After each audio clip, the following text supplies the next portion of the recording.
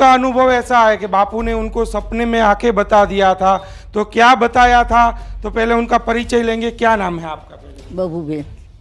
बबूबेन। और कितने सालों से मतलब बापू से जुड़े हो? बापू के आश्रम में कितने सालों से? बापू અહીંયાનો જહાંગીરપુરાવાળો આશ્રમ બન્યો નહોતો ત્યારથી। तो माता जी को हिंदी नहीं आता है, वो गुजराती में बोलेंगे। थोड़ा मैं ट्रांसलेशन करूंगा, मतलब हिंदी में आप लोगों को बताऊंगा।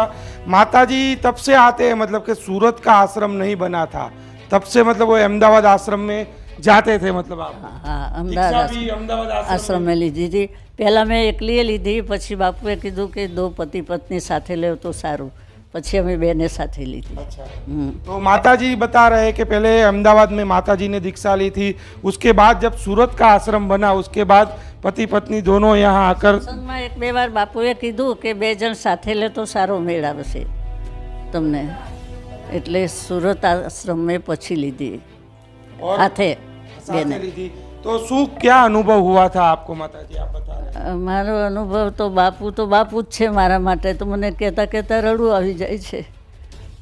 ગુરુવારે એવું સપનું આવ્યું, પરોળીએ 4 વાગે યમરાજા દેખાણા ને એની મૂછો જોઈ હોય તો આટલે અડેલીને આમ પાછળ ઢાલને તરવાર પાડા ઉપર બેઠેલા ને આમ દોડે મારી પાછળ।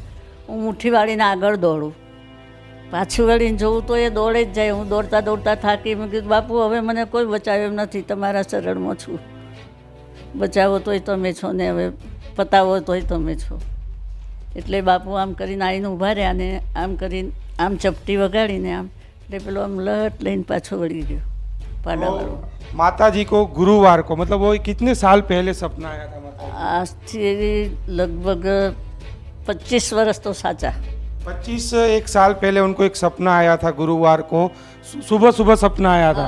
सुबह सुबह मतलब 4 बजे उनको सपना आया था। यमराज उनको दिखे थे, बड़े बड़ी मूछों वाले। बोले सुबह 4 बजे का टाइम था, उनको सपना आया और उनके पीछे पीछे भाग रहा था। माता जी बोले मैं आगे आगे भाग रही थी और उन्होंने बापू को पुकारा और बापू आकर खड़े रहे और यमराज को चपटी बजाकर यूं किया तो यमराज पीछे भाग પીછે गया। નહીં, પાછા લટઈને પાછા વળી ગયા એમ। अच्छा, वो पीछे मतलब भाग गए, पीछे मुड़ गए मतलब। उसके बाद क्या हुआ माता जी? उसके મને એવું કીધું તું સપનામાં, પહેલાં સપનું આવ્યું ત્યારે કે ધ્યાન રાખજે બરાબર, તારું અકાળે મૃત્યુ છે, આવું કીધું તું। અને જગ્યા પણ બતાવી। ને જગ્યા પણ બતાવી, ધમણવાળા મિલની સામે ઉધના દરવાજાથી આગળ ખટોદરા કોલોનીનું નાકું। ને કાકાને મેં વાત બી કરી સવારે ઉઠીને કે મને આવું સપનું આવ્યું, એટલે કાકા એવું બોલ્યા કે સપનું સાચું ના હોય, એ બધું ભૂલી જા, તું તારું કામ કર। तो बापू ने पहले उनको सावधान किया था कि आपकी अकाल मृत्यु होने वाली है। सूरत शहर के उधना विस्तार के अंदर वाला मिल है, उधना दरवाजा के पास, तो वहाँ पर बोले आपका अकाल मृत्यु हो जाएगा। उसके बाद काका जी को भी बताया था। काका जी, माता जी ने बताया था कि ऐसा सपना आया? हाँ, सही बात એ बताया કે તે આપણે જઈશું આશ્રમમાં ને આવતા મારો એક્સિડન્ટ થવાનો છે। તે બધું ખોટી વાત, આ બધી ખોટી વાત છે, થાય જ ના। અને મારે તો શું છે, ગુરુવારે રજા એટલે મેં ગુરુવારના દિવસે હું એસટીમાં નોકરી કરતો, તો ગુરુવારે આશ્રમમાં મેં દર્શન કરવા જતા હતા। આપણે એસટી મળી ગઈ। तो एसटी में नौकरी करते थे, हर गुरुवार को उनका नियम था दर गुरुवार आवानु, मतलब हर गुरुवार को आने का ही यहाँ रहता था। और बापू ने पहले से बताया था कि आपका ऐसे ऐसे एक्सीडेंट होगा और आपकी अकाल मृत्यु होगी। उसके बाद क्या हुआ माता जी? અઠવાડિયા પછી એ આગલા ગુરુવારે સ્વપ્નું આવ્યું, પરોળીએ 4 વાગે એ વાત થઈ ગઈ, પણ એ વાત એ દાડે ના આવ્યા અમે કે સારું રવા દો, કાકાએ ના પાડી। પછી બીજા ગુરુવારે આવ્યા, તો ગુરુવારે આશ્રમથી આવીને પાછા જતા હતા ને અમારું ઘર આપણે આ રોડ પરથી અહીંયા આશ્રમ આવીએ ને એટલું જ દૂર થાય ત્યાંથી, એ જગ્યા પર જે જગ્યા બતાવી હતી ત્યાં જ આ બન્યું। શું બનાવ બન્યો પછી? બસમાંથી ઉતરતા હું પડી ગઈ, તો બસ ચાલી, ડ્રાઈવરને ખબર નહીં પડ્યું કે ઉતરે છે કે ઉતરી રહ્યા એવું, ને બસ ચાલી તો બસ આખો મારા પગના ઉપર, તો પગના ડાબા પગના 2 ભાગ થઈ ગયા ને વચ્ચેના હાડકાં અને માંસ 2 ભાગ થઈ ગયા ને હાડકાં અને નસો વચ્ચે રહી ગઈ। પછી ત્યાંથી રિક્ષા કરીને દવાખાને આવ્યા। રિક્ષાવાળાને तो माता जी ने बताया कि जब गुरुवार को सपना आया था उस दिन वो डरे हुए थे, मतलब कि इस गुरुवार को अपने को नहीं जाना है। उसके अगले गुरुवार को उन्होंने बताया कि हम आश्रम आए थे, आश्रम में दर्शन किए। उसके बाद यहाँ से एसटी बस में वो बैठे थे, बस के अंदर बैठे और बस में से जब वो उतर रहे थे उड़ना दरवाजा पे, तब वो गिर गए बस से और बस उनके पैरों पे ऊपर से चल गई। और એટલે આપણે છાણનો પોદરો હોય એના ઉપરથી કંઈ સાધન ચલાવીએ ને કેવા બે ભાગ થઈ જાય, એવા બે ભાગ પગના થઈ ગયા અને હરડીઓ બધી એમ દેખાય। गाय का जो गोबर होता है तो उसके ऊपर से गाड़ी गुजरती है तो कैसे दो भाग हो जाते हैं, ऐसे ही पैर के दो भाग हो गए, एकदम पैर लटकने लगा। उसके बाद ऑटो किया आपने? हाँ, तो रिक्शा કરીને દવાખાને મહાવીર હોસ્પિટલમાં આવ્યા। તો મહાવીર હોસ્પિટલમાં રિક્ષા ઊભી રહી એટલે અમારા સંબંધી હતા એ ત્યાંથી નીચે ઉતરતા મળ્યા। એટલે શું થયું?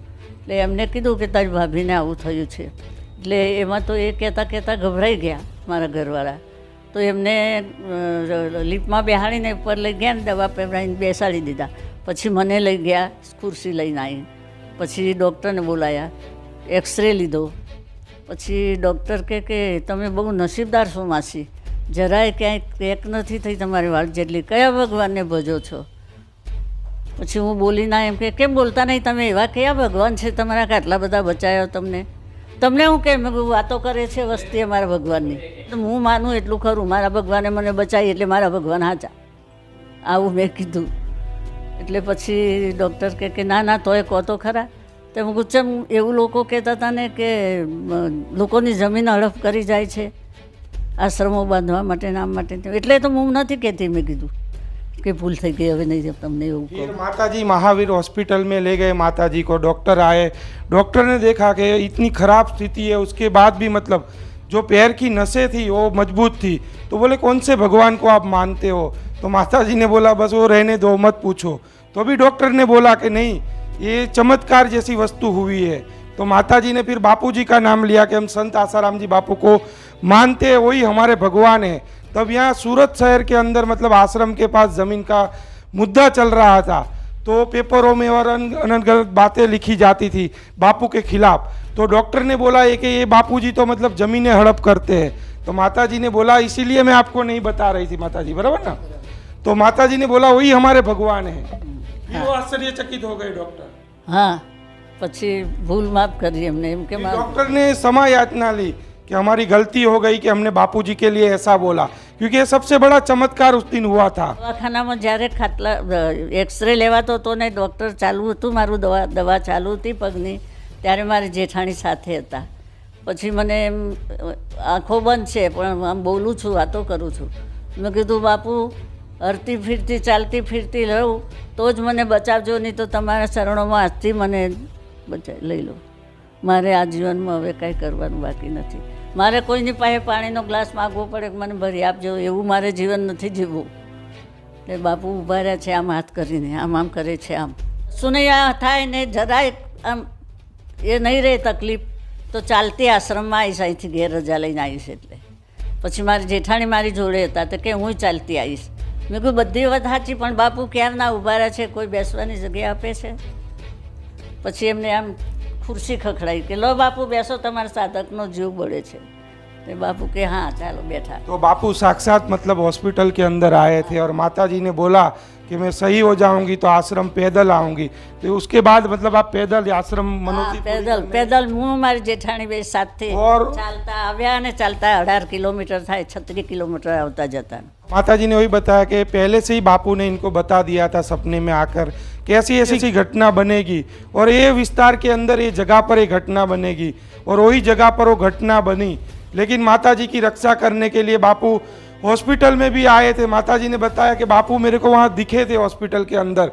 बापू कब के खड़े थे, बोले आप धीरज रखो सब सही हो जाएगा। फिर माता जी ने उनके साथ जो थे उनको बोला कि बापू वहाँ खड़े हैं कब के, बापू थक गए होंगे, उनको कुर्सी दो। बापू वहाँ बैठे और बापू वहाँ प्रत्यक्ष रूप में वहाँ उपस्थित थे और उन्होंने मनोती ली थी कि मैं सही हो जाऊंगी तो पैदल चलकर आश्रम आऊंगी। और माता जी आज एकदम बिल्कुल स्वस्थ है, 25 साल में कभी भी वो पैर के अंदर कोई तकलीफ नहीं आई। ये सबसे बड़ा चमत्कार है संत आसाराम जी बापू का। हाँ साची बात है। ત્યાર પછી પણ ઘેરે આવીને આજ સુધી મને એ પગની 25થી આજે 27મું વર્ષ ચાલુ છે, હજુ કોઈ તકલીફ એની નથી. ઉંમર પ્રમાણે છે, થોડુંક ઠંડુ ખાવામાં આવ્યું હોય, ખટાશ ખાવામાં આવ્યું તો દુખાવો થાય થોડો ઘણો, બાકી બીજી કોઈ તકલીફ નથી.